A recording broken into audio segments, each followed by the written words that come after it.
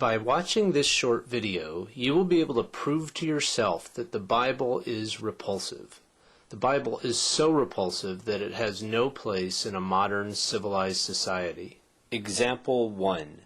The vast majority of Americans believe that God exists, that Jesus is His Son, and that God Himself gave us the Bible and the Ten Commandments. In fact, Supreme Court Justice Scalia has said that 99% of Americans believe in the Ten Commandments. He has also said, what the commandments stand for is the direction of human affairs by God. If 99% of Americans believe in the Ten Commandments, then how can the Bible be repulsive? It's because they've never actually read the Bible. Let's take the fourth commandment as an example. It says, "Remember the Sabbath day and keep it holy. For 6 days you shall labor and do all your work. But the seventh day is the Sabbath to the Lord your God.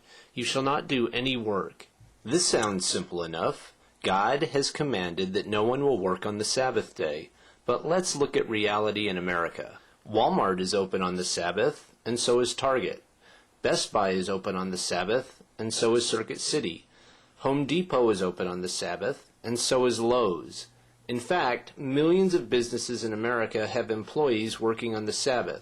Even Family Christian Stores has employees working on the Sabbath. So this is a clear-cut situation. God has told us not to work, yet we work. What should we do with everyone who breaks the fourth commandment? Here's the fascinating thing. In the Bible's book of Exodus, the same book that contains the Ten Commandments, the Bible tells us what we should do with everyone who breaks the fourth commandment. For 6 days work is to be done, but the seventh day is a Sabbath of rest, holy to the Lord. Whoever does any work on the Sabbath day must be put to death. That's right. The Bible demands the death penalty for tens of millions of Americans. Should we line these tens of millions of Americans up and shoot them? Should we put them in giant gas chambers? I think we can all agree that the thought of killing tens of millions of innocent Americans is repulsive. It is repulsive. And make no mistake about it, the Bible really means what it says. It fully intends to be this repulsive. In Isaiah 40, verse 8, the Bible says, "The grass withers, the flower fades, but the word of our God will stand forever." The Bible says the same thing in 1 Peter 1, verse 24 and 25. And in Psalms 19, verse 7, the Bible says, "The law of the Lord is perfect." Perfect. Since the laws of the Bible are perfect, they should never change. Do you believe that we should kill millions of innocent people because they work on the Sabbath? If not, do you want a book this repulsive to be quoted in public? Do you want it read to children? Do you want it used in our courts of law? Example 2. The Bible wants us to kill most Americans. For example, the first commandment says, "Thou shalt have no other gods before me." What are we supposed to do with everyone who doesn't believe in God? We are supposed to kill them. Deuteronomy chapter 17 says, "Take the man or woman who has done this evil deed to your city gate and stone that person to death." Deuteronomy chapter 13 says that if a town doesn't believe in God, you must attack that town and completely destroy all its inhabitants, as well as all the livestock. And Leviticus chapter 24 says, "Anyone who blasphemes the name of the Lord must be put to death. The entire assembly must stone him."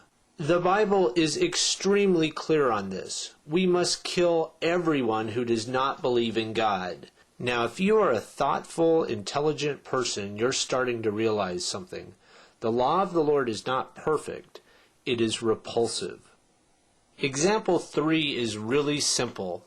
All who curse their father or mother must be put to death. So is example 4.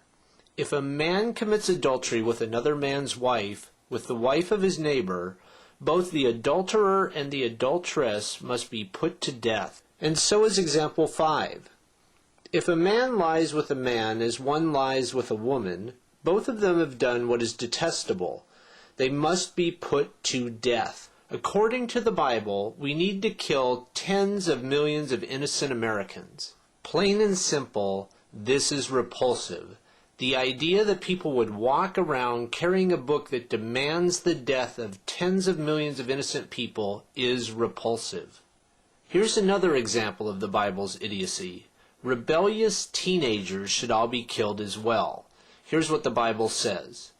If someone has a stubborn and rebellious son who will not obey his father and mother, who does not heed them when they discipline him, then his father and mother shall say to the elders of his town, This son of ours is stubborn and rebellious. He will not obey us. He is a glutton and a drunkard. Then all the men of the town shall stone him to death. Example 7 comes straight from Jesus. In Matthew 18, verses 7 through 9, Jesus says, If your hand or your foot causes you to sin, cut it off and throw it away. It is better for you to enter life maimed or crippled than to have 2 hands or 2 feet and to be thrown into eternal fire. And if your eye causes you to sin, gouge it out and throw it away. This passage is repulsive on at least 3 different levels, but let's focus on the first one. Jesus is an idiot. Cutting off your hand or gouging out an eye accomplishes nothing. If you are having a problem with unproductive behaviors, what you need to do is talk with a counselor or see a therapist.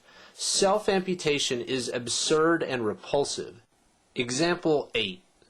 The Bible's absolute sexism is well known and it is repulsive. Here are 2 examples. Women should remain silent in the churches. They are not allowed to speak, but must be in submission, as the law says. If they want to inquire about something, they should ask their own husbands at home, for it is disgraceful for a woman to speak in the church.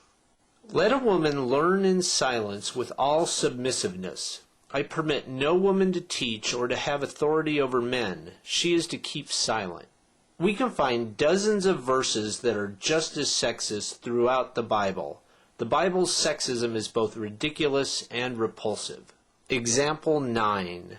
The Bible fully supports slavery. In fact, the Bible has been used in many cases, including the American Civil War, as an authoritative justification of slavery. Here are 3 examples.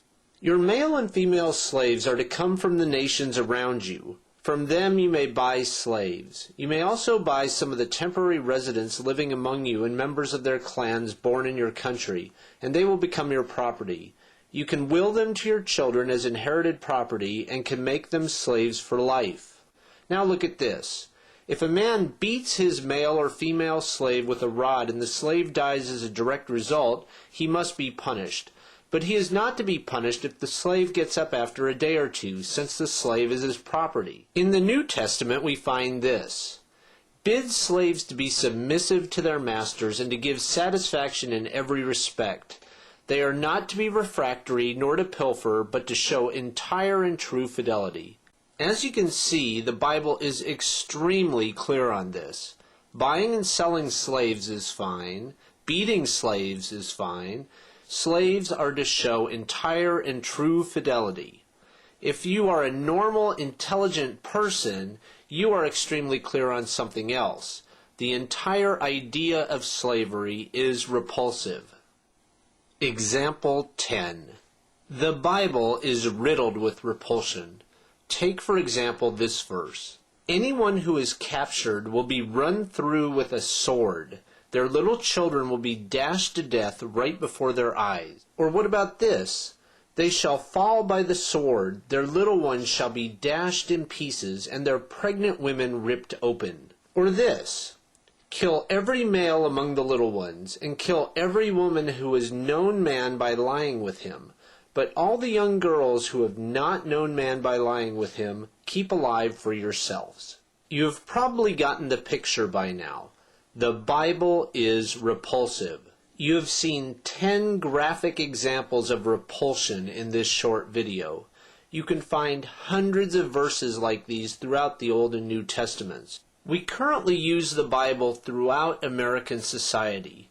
We do that in large part because most Americans have never read the Bible and have no idea how disgusting it is. We read from this book at weddings and funerals. We force people to put their hands on this book in court. We find copies of the Bible in nearly every hotel room in America. But now you know the truth. The Bible demands that we kill everyone who works on the Sabbath. The Bible commands us to kill teenagers who drink too much. The Bible empowers us to enslave people of other nations. The Bible commands that we oppress women and kill people who happen to be homosexual. A book this repulsive has no place in our society. It is time for the thoughtful, intelligent people of this nation to acknowledge this simple fact and then act on it. Would you like to learn more? Please visit godisimaginary.com and whywon'tgodhealamputees.com.